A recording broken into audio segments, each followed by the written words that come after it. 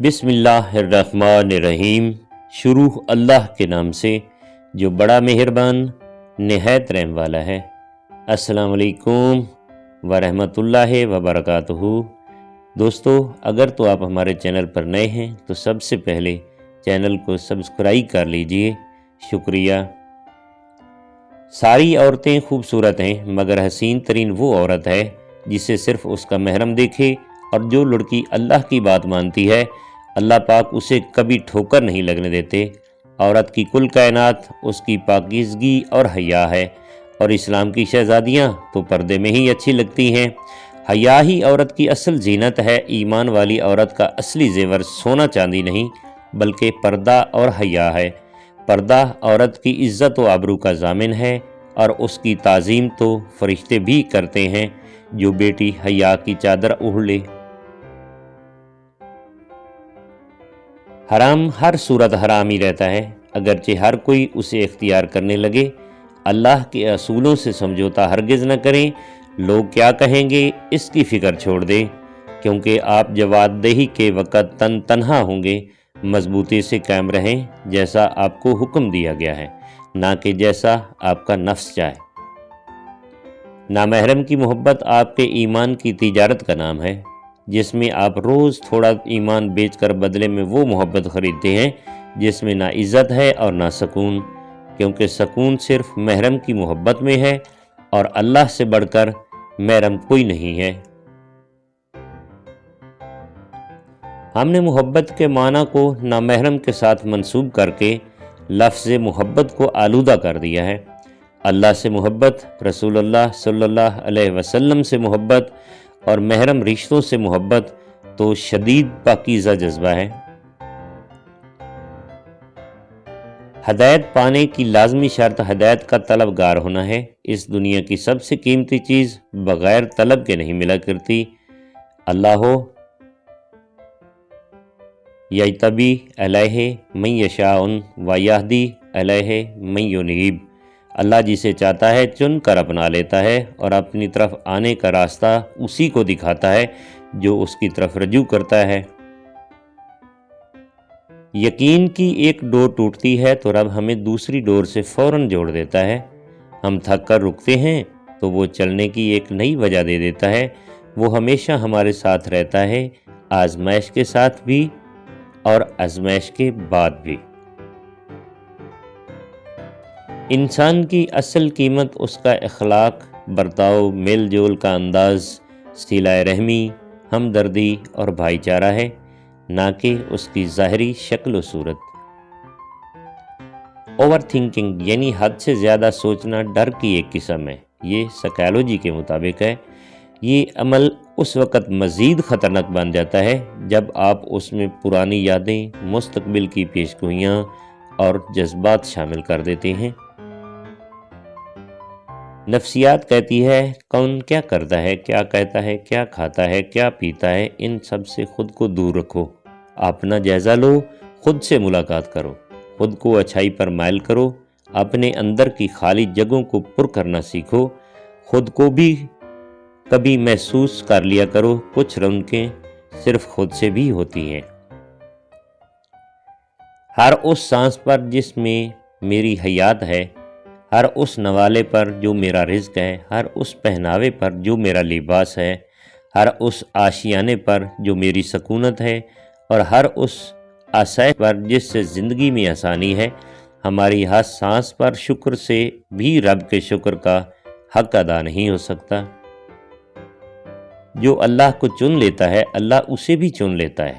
وہ اتنا پاک ہے کہ جسے چنتا ہے اسے پاک کر دیتا ہے۔ عشق والوں کو اپنی راہ میں قربان ہونے کے لیے چنتا ہے تو محبت والوں کو اپنی رضا میں راضی رہنے کے لیے، اور صبر کرنے والوں کو اپنی راہ میں آزمائش سے گزر کر پاک ہونے کے لیے چن لیتا ہے۔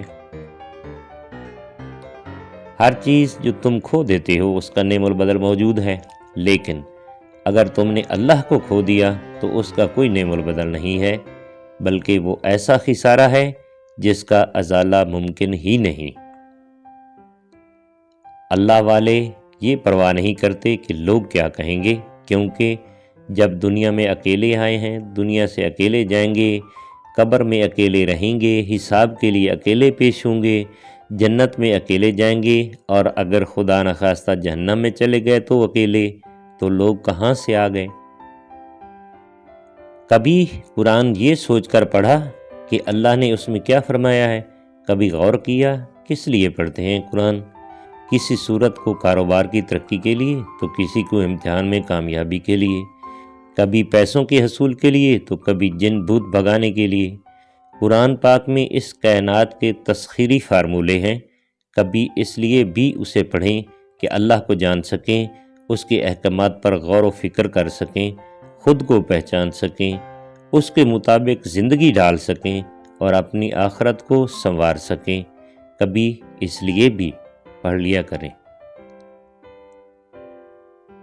کوشش کریں جس سے جتنا بھی، جس حد تک بھی تعلق ہو، اس تعلق میں مخلص ضرور رہیں، منافقت نہ کریں۔ ہو سکتا ہے بعض اوقات آپ کو شدید تکلیف پہنچائے، مگر آپ کا ضمیر مطمئن ہوگا کہ آپ مخلص رہے ہیں۔ دنیا کا سب سے خوبصورت انسان وہی ہے جس سے بات کرنا آسان ہو، جس سے مشکل میں مدد مانگنا آسان ہو، اور جو دوسروں کے دکھ درد میں شامل رہے، جو آنسو پوچھنا جانتا ہو، جو مرہم بننا اور مرہم لگانا جانتا ہو۔ اگر آپ ایسے انسان ہیں تو یقیناً اللہ نے آپ کو سب سے خاص بنایا ہے۔ توکل اسے نہیں کہتے کہ اللہ کے سپرد کیے گئے معاملہ کے بارے میں پریشان ہوا جائے۔ توکل یقین کا نام ہے جو انسان کے دل کو راحت سے بھر دیتا ہے، جو دل میں سکون اتار دیتا ہے کہ جو مانگا ہے مل کر رہے گا، کیونکہ اللہ کے گھر میں دیر ہے، اندھیر نہیں۔ درود شریف کی عادت آپ کی زندگی پر ایسا اثر رکھتی ہے جیسے بنجر زمین سے سیراب ہونے کا سفر۔ تو جب بھی دل اداس ہو، آزمائش میں گھرا ہوا پائیں خود کو، تو دل کی بنجر زمین کو درود شریف سے معطر کریں، پھر سکون خوشحالی کے باغ عطا ہوں گے۔ محبت سے درود ابراہیمی پڑھ لیجئے۔ اللہ کے سپرد کرنا سیکھیں، ہر چیز کو، ہر فیصلے کو۔ جب آپ جائے نماز پر بیٹھتے ہیں تو بھاری دل کو خالی کر کے اٹھا کریں، ہر چیز اللہ کو سونپ کر اٹھا کریں، کیونکہ جو ہوا اس کی رضا سے ہوا، جو ہو رہا ہے اس کی رضا سے ہو رہا ہے۔ تو پھر آپ مستقبل کی فکر کیوں کرتے ہیں؟ نصیب لکھنے والے کو نصیب کا نگہبان رہنے دیں، آپ اس کے فیصلوں پہ سر جھکا کر اطمینان سے چلتے رہیں، یقین کریں اس پر وہ بہترین کرے گا انشاءاللہ۔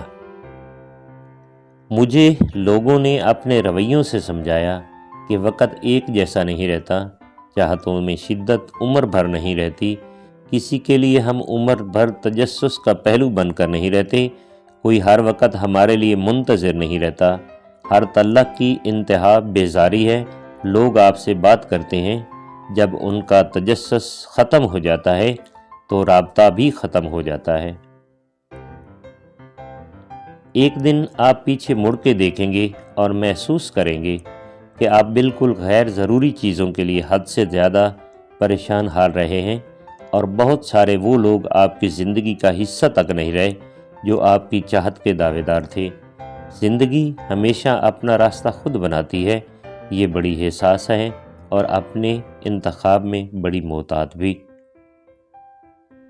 مجھے یقین ہے کہ میری پروفائل کسی نہ کسی کی پسندیدہ ضرور ہوگی، کوئی نہ کوئی تو میری پوسٹس کو ڈھونڈتے ہوئے میری آئی ڈی کو دن میں کم سے کم ایک بار وزٹ کر کے دیکھتا ہوگا کہ کوئی نئی پوسٹ تو نہیں آئی۔ میں جانتی ہوں ایسے بہت سے لوگ ہیں میرے آس پاس جو نئی پوسٹ کا انتظار بھی کرتے ہوں گے۔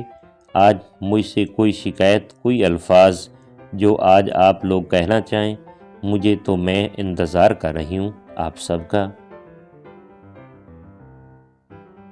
رشتوں میں سب سے بہتر رشتہ میرے نزدیک مخلصی اور عزت کا رشتہ ہے، یعنی ذاتی مفاد سے ہٹ کر صرف اور صرف اپنائیت کا احساس۔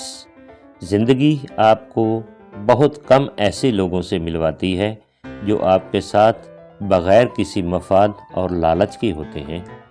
میں نے کبھی نہیں چاہا کہ کوئی مجھے غمگین سمجھ کر ترس کھائے، اس لیے میں نے کبھی اپنے خساروں کا ذکر ہی نہیں کیا، کچھ غم بتانے سے ہلکے نہیں ہوتے بلکہ ہرے ہو کر ڈسنے لگتے ہیں۔ لوگ چیونٹی کو بھی چوٹ لگنے پر دکھی ہو جاتے ہیں، وہی لوگ جب کسی کو کہہ دیں کہ تم مر بھی جاؤ تو فرق نہیں پڑے گا، تو کوئی کیا جانے اس بے حسی تک پہنچنے میں ان کے احساس کا کیسے کیسے قتل ہوا ہوگا۔ اللہ کون ہے؟ اللہ وہ ہے کہ جب تم اس کی نافرمانی کرنے کے لیے اپنے کمرے کا دروازہ بند کرتے ہو تو وہی تمہارے لیے دروازے کے نیچے سے ہوا بھیجتا ہے تاکہ تم سانس لے سکو۔ آخر میں صرف وہی تمہارے ساتھ رہیں گے جنہوں نے تمہاری روح کی خوبصورتی کو دیکھا، اور وہ جو تمہارے ظاہر سے متاثر ہوئے تھے وہ چلے جائیں گے۔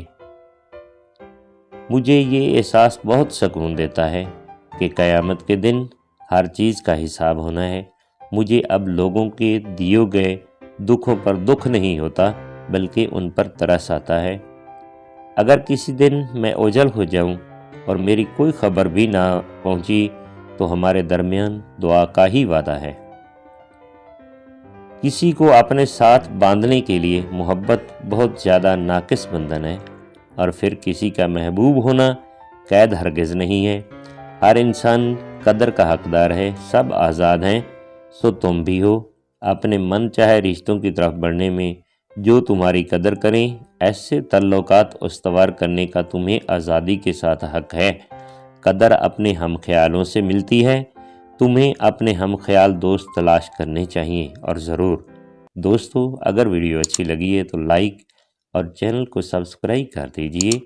تھینکس، فی امان اللہ، اور اللہ سونے دے حوالے۔